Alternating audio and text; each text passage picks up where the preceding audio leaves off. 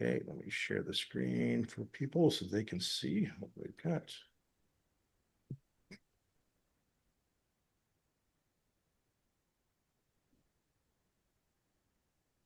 And we'll have our next group, the Sneaky Sharks. Tell us about who you are and what your project is. Hello everyone, my name is Nuruddin and I'm from Spectrum International School at Kazakhstan. Hello, I am Delaney Barron and I go to Canelan High School in Maple Park, Illinois. Hello, I'm Jack Benton and I go to St. Francis College Preparatory in Wheaton, Illinois. Hi everyone, my name is Shambhavi Balachandran and I attend William Friend High School in Palatine, Illinois. We are the Sneaky Sharks and our company is called Hydrate.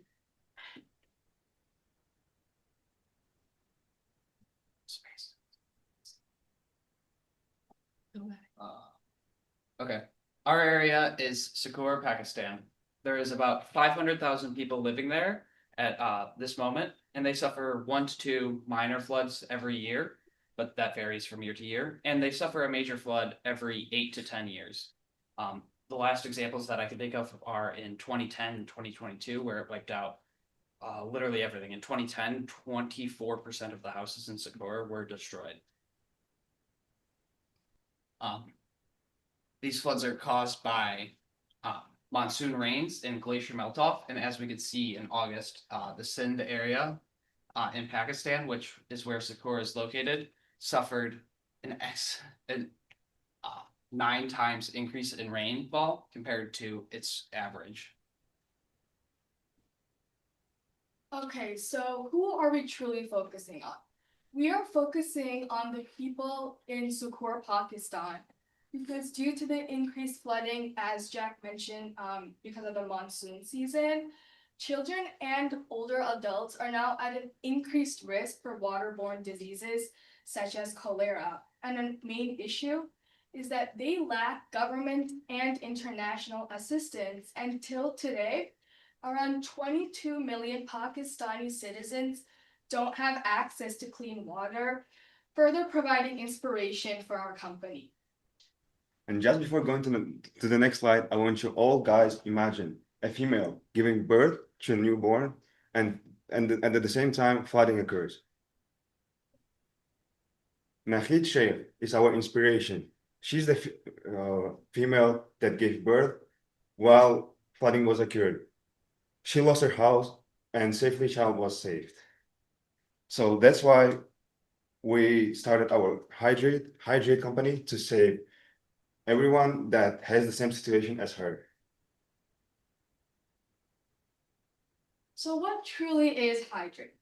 Well, our company focuses on helping underdeveloped countries such as Pakistan recover from flood disasters. And mainly, we hope to form a sense of trust and community between our volunteers and employees and the citizens by sending out catastrophe teams and volunteers. This startup company was founded by eager and young volunteers looking to minimize the severity of natural disasters. As for our team, we are the people running the company. We are the people running the company, but we are not the face of the company. The face of our company is the people that we're going to be helping and that will benefit from what we do. Our company consists of many volunteers, which is how it started. We also have a catastrophe and travel team, which go to the places that we are going to work on, and they will sympathize with the people that we are helping. And we will get a lot of our money from sponsors, donations, and angel investors, and eventually more investors as we grow our company. So the reason why insurance wouldn't work for the people in Sakur is because it would be too expensive for them. I calculated this by separating the minor floods and the major floods and the severity and frequency. I found the expected cost, averaged them, and divided them by the amount of households. And the absolute minimum that they would pay is $9, which would be $5 in their currency. And this is the absolute minimum with no profit, and we wouldn't be completely sure that we could even cover everything if a disaster happened. So it would have to be even doubled. So it just wouldn't be, it wouldn't be sufficient. After all this information, you may be wondering, how these four young minds will make this happen. We came up with drainage and water purification system that will reduce the flooding rates in Sukur, as my colleague mentioned. So first, our drainage systems will collect and redirect flood water safely away from residential areas. Then our water purification system will filter and purify the water using layered natural and mechanical systems. Then finally, the clean water will be stored in the tanks for community uses such as hygiene, farming, and drinking, and everyday use. Here you can see our diagram that made by AI. So while floodwater locates in the ground, our drainage pipes will flow the water in, and the floodwater will go through the pipes and reach the filter. Here, the water will be filtered and will be ready for everyday use. So for the cost, looking at the breakdown to install both a drainage and water filtration system, it'll cost around $36 to $67 million. And while this may be expensive, we have ways to fund this project. Our primary sources of income for this project would be looking for donations. So some examples include the Pakistani government, UN, foreign countries' governments even, and UNICEF, which is, again, the UN, but it's more their humanitarian aid and developmental aid. So what truly is our aim? Our aim is to foster a sense of security for the Pakistanis and install confidence that during a flood, their homes will not be destroyed. It is likely impossible to reduce the frequency of the floods, but we are more focusing on the severity and not only reducing the economic impact, but the impact on the people that live there. Our plan is to work in developing countries, and that all starts with the people in Sukur. And here's our sources. Thank you. Thank you.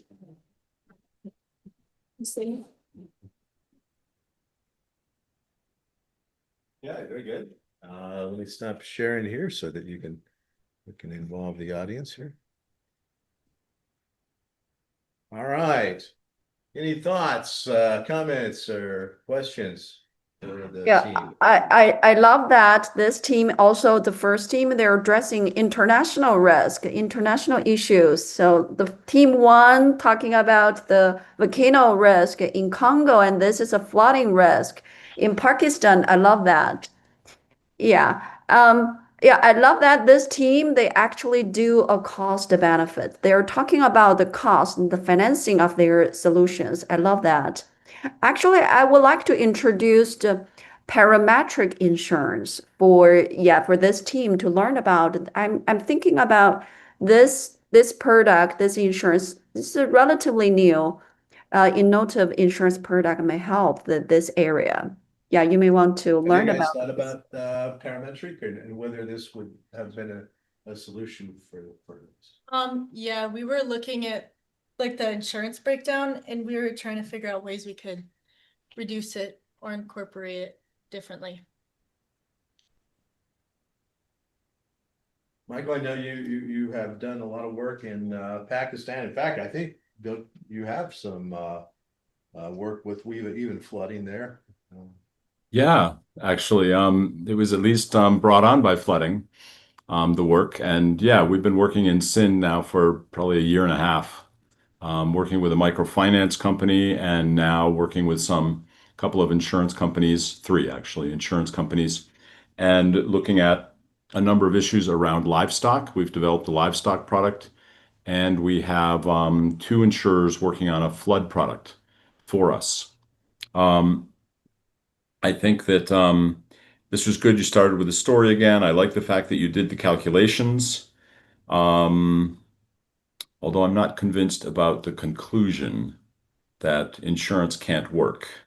We do have insurance products, so I guess I'm kind of biased, I guess.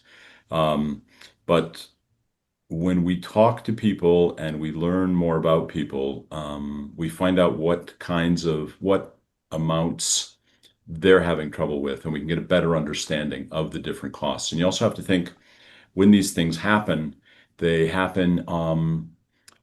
several layers of issues, right? Right away, your house maybe is destroyed. You haven't got your food. Where are you going to eat? How are you going to get money quickly? So that's one thing to think about in terms of insurance.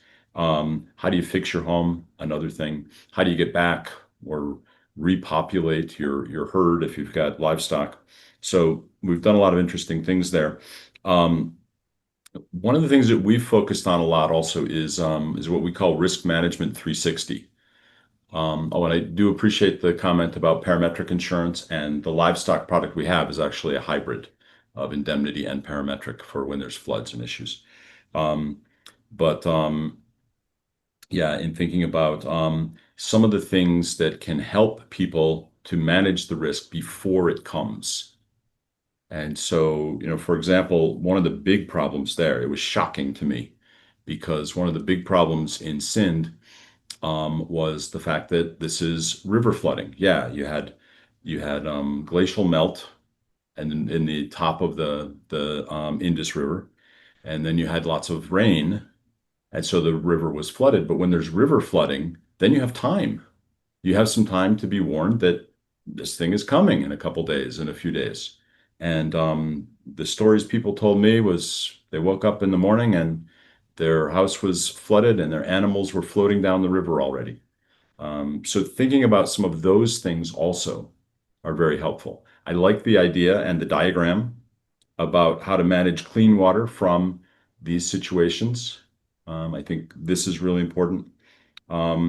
If you're really serious about this, the UNDP has a program now, and they're looking at ways of doing innovative insurance in Pakistan. And so that would be something you'd want to look at. There's also the Global Risk Modeling Association, which has a free use database for weather. And so it's a way of implementing some kind of that of a warning system, just Okay. as a few examples. But I thought this was good, and there was some nice innovation there. Yeah. Okay, well, thank you very much. Thank you.